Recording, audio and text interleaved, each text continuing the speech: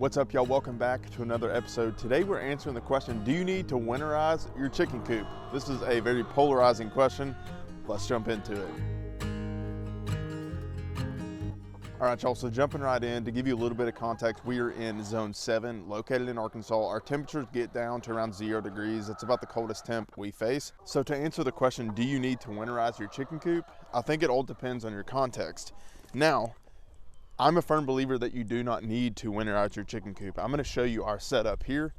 We use a mobile chicken coop because we rotate our chickens around on pasture. And so everything on our coop is an open air coop. We do not add supplemental heating. And I'm personally a big fan of not heating a coop. So with this coop in particular, it's an open air coop. And an open air coop just means that it is open to the environment.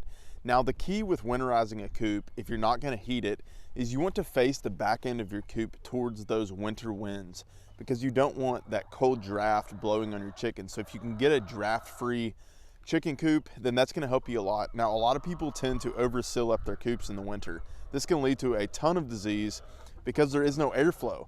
So on ours in particular, all throughout the winter, the bottom of our coop is open because this is a Eggmobile mobile chicken coop.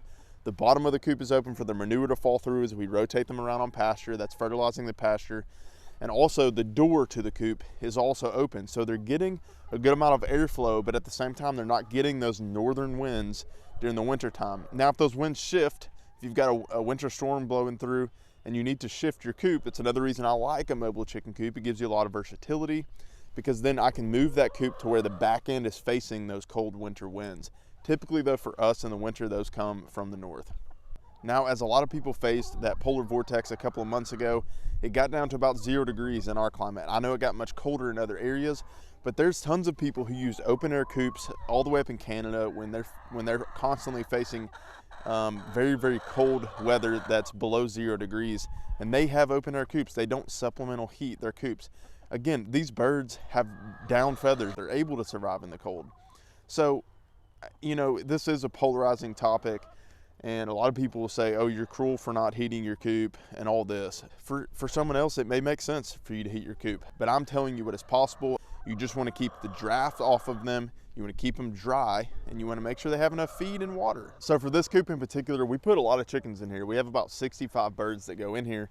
So also in the winter time, this is a great space for the birds to be close together, which is going to hold their body heat.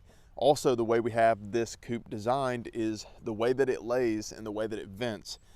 A lot of that heat is trapped. The body heat is trapped in the top area of the chicken coop because of the way we built it. So this is a great coop for the winter. And if you're facing lots of snow or, much further north climate, then you may consider some other types of setup. Some people will put their chickens in a greenhouse or a hoop house for the winter. You've got a lot of options. If you're interested in getting a tour of our chicken coop, I'll put a link above to that video. And if you want to buy the designs to this chicken coop build, I'll put a link down in the description.